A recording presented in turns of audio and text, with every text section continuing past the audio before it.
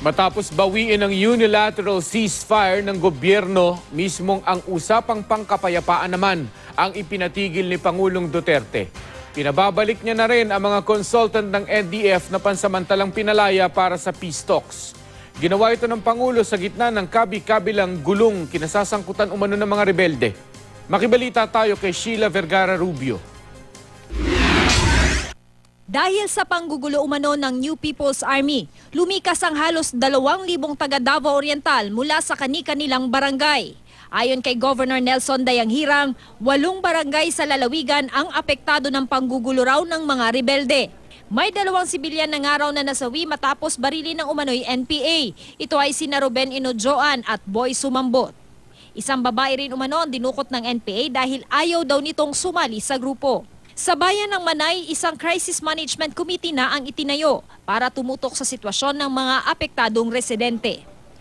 Sinunog naman ng mga miyembro ng di pa matukoy na grupo sa South Cotabato ang packing facility ng isang food company. Wala namang naiulat na nasaktan sa insidente. Inaalam na ng mga otoridad kung may kinalaman ang pag-atake sa pagwawakas ng usapang pagkapayapaan ng gobyerno at komunistang grupo na inanunsyo ni Pangulong Duterte noong Sabado. Ginawa yan ng Pangulo isang araw matapos niyang i-anunsyo ang pagbawi sa unilateral ceasefire ng gobyerno sa mga rebelde. I am not ready to resume peace talks. So you're stopping it, sir? Yes, entirely. Sir, is it just temporary na hindi lang mag-resume now? Maybe. Or could it still resume throughout sometime midterm? Do it after my term. Dahil daw ito sa mga pag-atake ng mga miyembro raw ng NPA nitong nakaraang linggo na ikinamatay ng ilang sundalo. Pero giit ng mga rebelde, dumipensa lang daw sila sa opensiba ng militar.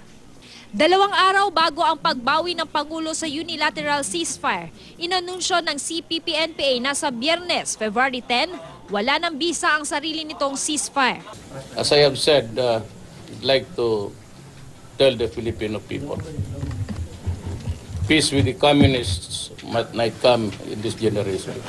Giit pa ng Pangulo, ginawa niya ang lahat para mapalaya ang mga NPA leader kasama ang mag-asawang Wilma at Benito Chamson.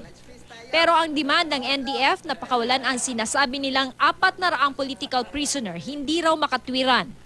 You do not release all prisoners because they committed a crime along the way against the Republic of the Philippines. Yung na-release temporarily to talk with us in Oslo, they should come back and submit themselves to the jurisdiction of this government because they are still prisoners. Walang pardon, walang amnesty, wala lahat. Kasunod ng deklarasyon ni Pangulong Duterte, hihintayin daw muna ng NDF ang formal na abiso ng GRP panel sa lagay ng peace talks. Sa isang pahayag, nilinaw ng NDF na nasa Pilipinas at hindi nagtatago ang mga konsultant na pinakawalan noong nakaraang taon. Iginit din nila na sa ilalim ng Joint Agreement on Safety and Immunity Guarantees, hindi raw sila maaaring arestuhin ulit. Sinabi naman ni Presidential Advisor on the Peace Process Jesus Duresa na ang desisyon ng Pangulo ang direksyong tatahaki ng gobyerno sa ngayon. Hindi pa raw niya masabi kung matutuloy ang mga nakatakdang schedule sa mga rebelde. Titingnan pa raw niya ang maaaring mangyari sa mga susunod na araw.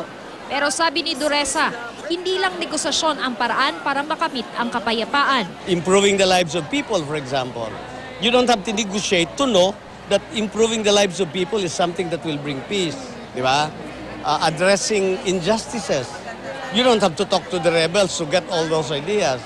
Ang grupong bayan may payo para sa pagkamit ng kapayapaan. May mga grievances kasi yung mga nasa kanayunan no? At dapat malutasyon no? At sino nakakaalam ng grievances na yun, sino nakakaalam ng sitwasyon ng mga mahihirap, yung mga nasa kabilang panig, no? Yung sa panig ng mga revolutionary forces. So mainam na kalahok sila at napapakinggan. Ang AFP nangakong paiigtingin nila ang opensiba laban sa NPA. Sheila Vergara Rubio, Nagbabalita, Pilipinas.